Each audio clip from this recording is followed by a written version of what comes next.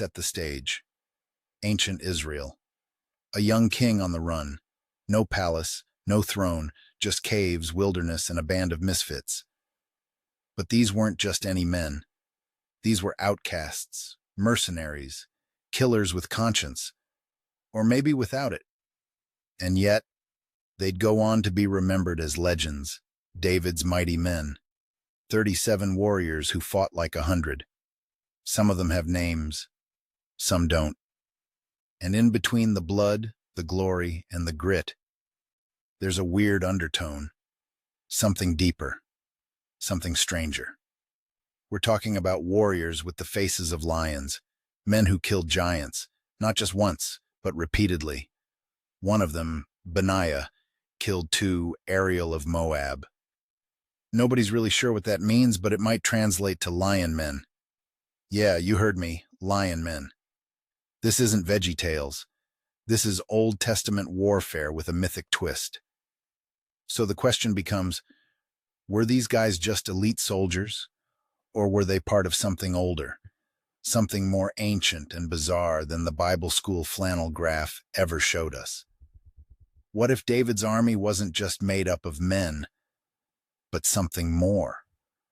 What if he was leading a supernatural special operations unit designed not just to defend Israel, but to wipe out the remnants of something dark, something corrupted? Today, on Broadcasting Seeds, we're kicking over some sacred stones. We're digging into scripture, yes, but we're also looking at language, symbolism, and ancient bloodlines. We're asking why the Bible bothers to record these odd little details, and what they might mean for those of us living in a time that feels just as spiritually charged as David's. This episode has 3 parts: bloodlines and battlefields, the war with the Rephaim, lion-faced warriors, and the Ariel of Moab, metaphor or mutation. The mighty men as God's special forces, equipped for more than war. We're not here to sanitize the Bible. We're here to look it in the eye and say, what else aren't we seeing? If you find value in this episode, if it lights a fire, stirs your thoughts, or sends you down a rabbit hole, do me a favor. Like, share, and leave a review. That's how this show grows and how these seeds we're planting start to spread. All right, let's get into it.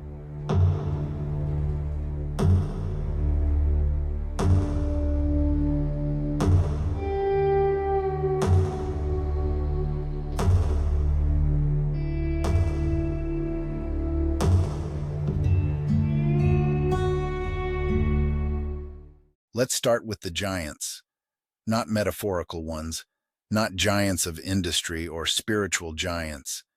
I mean real flesh and bone giants, the kind you wouldn't want to meet in a dark valley, or a bright one for that matter. The Bible doesn't shy away from them. We just tend to skip past the weird parts in Sunday school, but if you slow down and actually read the text, the giants are everywhere. And David? His crew was knee-deep in battles against them. In 2 Samuel 21, we're told of a series of clashes between David's men and a group referred to as descendants of the giants.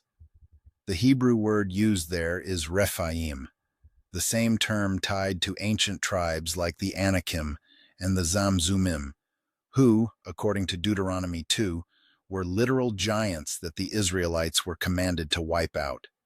And here's the kicker. We're not just talking about Goliath. He was just the headline. There was Ishbi-Benob, whose spear weighed over 7 pounds. There was Saph. There was a giant with 6 fingers on each hand and 6 toes on each foot, which sounds like something from a Guillermo del Toro movie.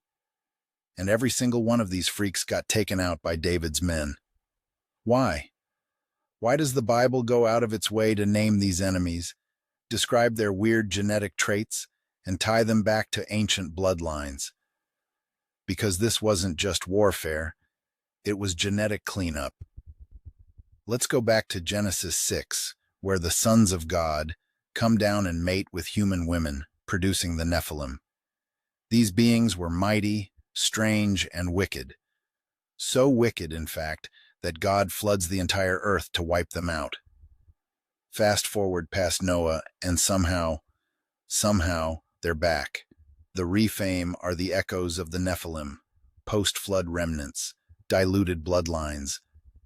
Maybe not as big, but still genetically tainted, spiritually corrupted, and they kept popping up right where God wanted to establish his kingdom. So now we've got David, God's chosen king, and what's the first major campaign his men are consistently fighting? Not Philistines, not Amorites, not even political rivals. Giants, Rephaim, descendants of the corrupted seed. This was more than tribal warfare. It was a targeted strike against something ancient, something that had survived the flood and embedded itself in the high places and strongholds. These weren't just big dudes with bad attitudes. They were part of a war that started in Eden. The seed of the woman versus the seed of the serpent. Genesis 3:15 wasn't just poetic. It was a mission statement. David's mighty men weren't just warriors. They were spiritual weapons. And when you think of it that way, the oddities in the text start to make a lot more sense. So next time someone tells you the Old Testament is just a bunch of wars over sheep and dirt, remind them. Some of those battles were about bloodlines, not borders. And some of those enemies weren't entirely human.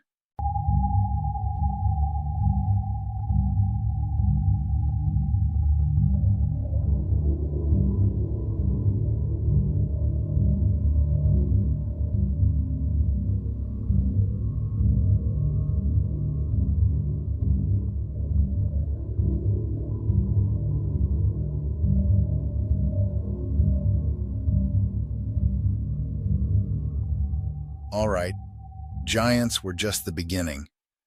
Let's shift gears to something even stranger. Because apparently Israel's battlefield wasn't just full of oversized warriors. It had lion men. Yeah, let that settle in for a second. Let's look at 1 Chronicles 12:8. It's a recruitment scene, but not your average sign-up sheet. A group of warriors from the tribe of Gad defects to David's camp while he's still on the run from Saul. And here's how they're described. They were brave warriors, ready for battle and able to handle the shield and spear. Their faces were the faces of lions, and they were as swift as gazelles on the mountains. Now, here's where it gets weird. Is that just a poetic way of saying they were fierce? Or is it trying to tell us something literal, but in the only language the writer had? Faces like lions isn't your typical macho metaphor. It's oddly specific, especially when paired with their gazelle-like speed, another trait that's almost inhuman. And then you've got Benaiah, one of David's top men. In 2 Samuel 23:20, he's credited with killing 2 Ariel of Moab. The word Ariel in Hebrew literally means lion of God, but in this context, it may point to something far stranger. Some translations render it as lion-like men of Moab. Others suggest it's a title, or perhaps even a cryptid-like creature. Something Moab was known for. It's ambiguous by design. And let's be honest, biblical ambiguity usually means pay closer attention. Moab was a nation born out of incest, spiritually compromised from the start. They worshipped Chemosh, practiced child sacrifice, and were consistently hostile toward Israel. If there were going to be hybrid or beastly warriors roaming their territory, that's the place you'd expect to find them. What if the Ariel were real lion-human hybrids, remnants of pre-flood genetic experimentation or demonic corruption? If you've done any digging into ancient Mesopotamian myth, you'll know lion-headed beings are everywhere, from the Egyptian Sekhmet to the Assyrian Lamassu. These aren't just myths, they're patterns. This isn't about tossing fantasy into the Bible for entertainment. This is about decoding what the biblical authors were trying to convey, without crossing lines that would get them stoned for blasphemy or heresy. And here's the deeper question. If these warriors were real, if David's men were facing creatures with supernatural speed, bestial features, or demonic origins, then what kind of army was David leading? Was this more than Israelite nationalism? Was it a divine strike team assembled not just to win territory, but to clear the board of corrupted bloodlines and spiritual threats?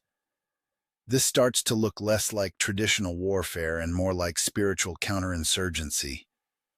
And the enemy? It wasn't just men. It was hybrids, monsters, leftovers from the days when heaven came down and mingled with earth, and God had to wipe the slate clean. So were these lion-faced warriors just poetic? Or were they something more?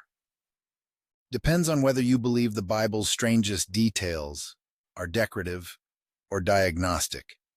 Either way, David didn't roll with a church softball team.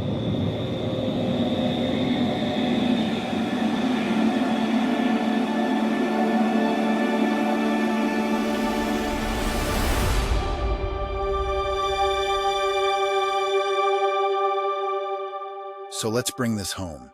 We've talked giants. We've talked lion-faced warriors and cryptic enemies in the shadows. But now we need to zoom out. Because this wasn't just about brawn or bloodlines. It was about mission. David's mighty men weren't just elite warriors. They were God's special forces, handpicked to do the kind of dirty work nobody else could stomach. And I'm not just talking about battlefield valor. I'm talking about spiritual readiness, divine assignment. The kind of warrior who didn't just swing a sword, but carried the weight of prophecy with every step. Let me put it this way. If the Nephilim were still lingering, if spiritually corrupted tribes were camped out in the high places, and if the war between the seed of the woman and the seed of the serpent was still raging on earth, then David's men were more than soldiers. They were assassins in a holy war. Think about who they were before David got them. 1 Samuel 22:2 says, when David was hiding in the cave of Adullam, everyone who was in distress, everyone who was in debt, and everyone who was discontented gathered to him. These were the broken, the angry, the misfits.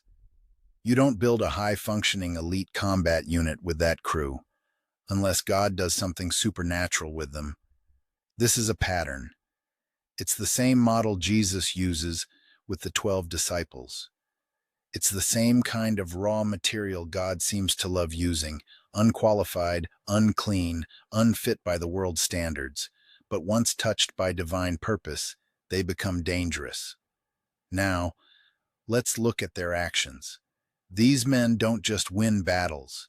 They fight uphill, outnumbered. They chase down giants. One of them defends a barley field with such intensity that the earth freezes beneath him. 2 Samuel 23:11. Another fights until his hand literally freezes to his sword. Verse 10. That's not just adrenaline. That's divine empowerment. Their mission wasn't limited to expanding borders. It was about cleansing the land, ripping out spiritual strongholds, disrupting demonic territories, and paving the way for a throne that would eventually be occupied by the Messiah himself. These weren't random conflicts. These were surgical strikes against ancient enemies. And you know what's wild? This blueprint hasn't changed. You and I, if we're tuned in, are called to fight battles just like this. Not with swords and spears, but with discernment, truth, courage, and spiritual grit. The same way David's mighty men weren't born heroes but forged in fire. We're being formed in this cultural fire right now. We're surrounded by deception, compromise, and chaos. The question isn't whether the war is real. The question is whether we're willing to step into it. Because here's the truth the church doesn't always want to preach. God still recruits outcasts. He still builds special forces. And he still puts monsters in their path because someone's got to kill them. And he doesn't call the qualified. He qualifies the called. So when you read about David's mighty men, don't treat it like ancient history. Treat it like your spiritual heritage. You may not have the face of a lion, but if you're breathing and you're willing, you've got the heart of one.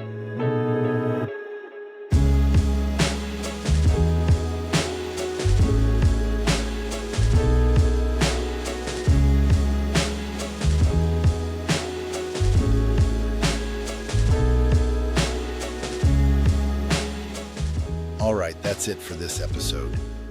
We looked at the strange, the supernatural, and the stories that most churches would rather spiritualize into something safe.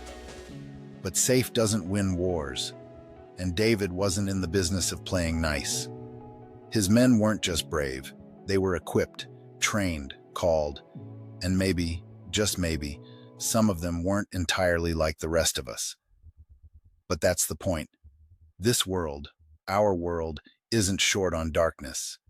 It's short on warriors who recognize what kind of war we're actually in. The battles we fight today might not involve spears or giant skulls, but they're still deadly, still ancient, still real. So if this episode stirred something in you, good. That's what we do here. We plant seeds. You water them. You dig. You study. You decide if what you were taught all your life is the whole story, or just the sanitized version. If this episode gave you something to chew on, something to challenge, something to share, do that. Like the show. Share it with someone you trust. Leave a review. That's how this community grows. It's how these conversations get louder. It's how truth, however weird, wild, or uncomfortable, starts to cut through the noise. And if you've got your own stories, experiences, questions, or rabbit holes you want me to dive into, reach out. I'm not here to preach. I'm here to explore. With you. Until next time, keep your eyes open. Not everything ancient is dead. Not everything strange is a metaphor. And not every battle is just history. This is Broadcasting Seeds. I'm Bennett Tanton. Stay sharp out there. I got bad thoughts that make my mind scared. Hold me hostage and they don't fight fair. Who gon' pray for me and wipe on my tears? Who gon' save me if you not right here? Move this darkness and make my sight clear. Take me your way cause I don't like here. Ghosts of my past, they fill in the night air. Wake me up, I'm trapped in my nightmares.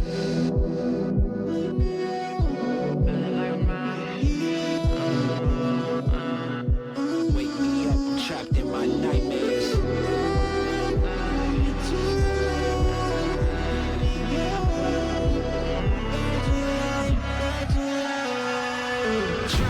Drowning, I'm off the deep end. Apparitions of all my demons. All my thoughts are committing treason. All alone, who gon' hear me screaming? Manifestations of my fears. Regrets that stretched out for light years. Can almost touch the light, homie, it's right there. Body free but trapped in my nightmares. Wake me up, don't let me drown. All the lights are fading